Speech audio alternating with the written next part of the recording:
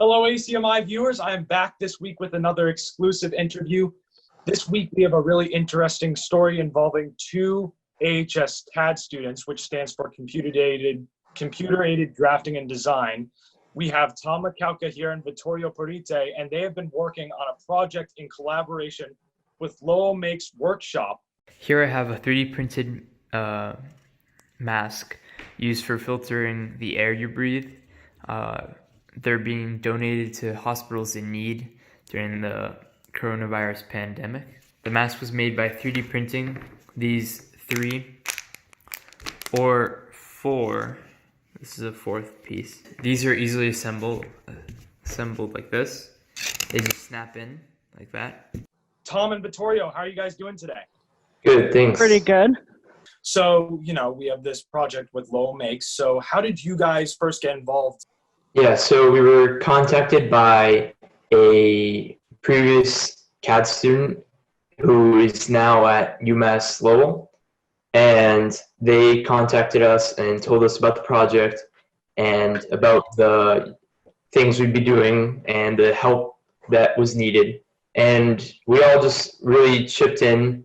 A few of us have 3D printers, so we use our personal 3D printers, and Mr. Vuitton got the school's 3D printers. Yeah, so what we've been doing is on Lowell Makes website is they actually had a mask design that they were asking for from the local community.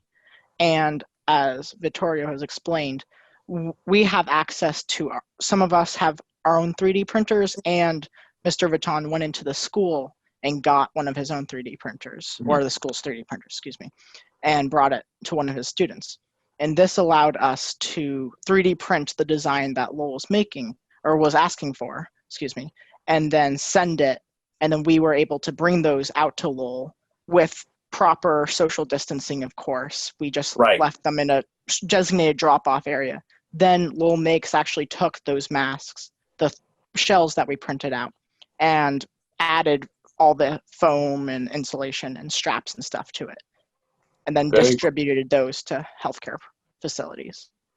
Yeah, it's been a lot of fun having something to do, obviously, because we do have some schoolwork, but there's a lot less compared to what we used to have. So just having a project that you can work on and really devote some effort into, and it really feels like you're making a difference, and it's a lot of fun because this stuff like 3D printing, it's what CAD students really like to do. We basically printed out as many as we could before a certain deadline that the makerspace gave us.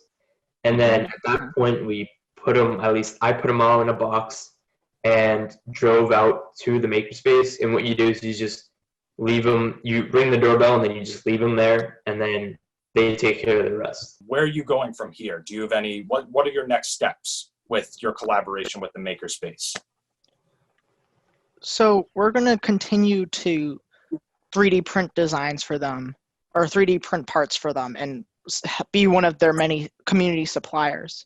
But also, we've been contacted by another former CAD student, Sam Brown, and we may be working with organizations affiliated with him to try printing out parts of face masks, just because it is a little easier to print, and it's just another way we can help.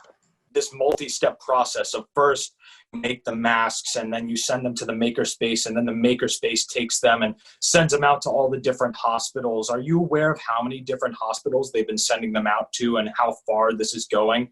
Your work is reaching to the hospitals in the area? Yeah, we don't really know how many hospitals it's reached. What they have told us is that as a community, as a makerspace community, they made over 300 or over 800 masks were donated to the makerspace.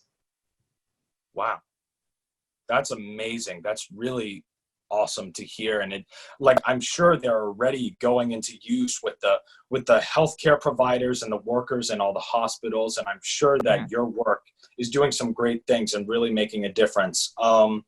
So I think that's pretty much all I got for you guys today. Thank you so much for coming on and speaking to me today, and really keep up the great work. This is a really cool story, and to hear how it's really affecting all these healthcare providers in the area, and your work is really making a difference, and I admire you guys for that. So thank you so much for coming on today.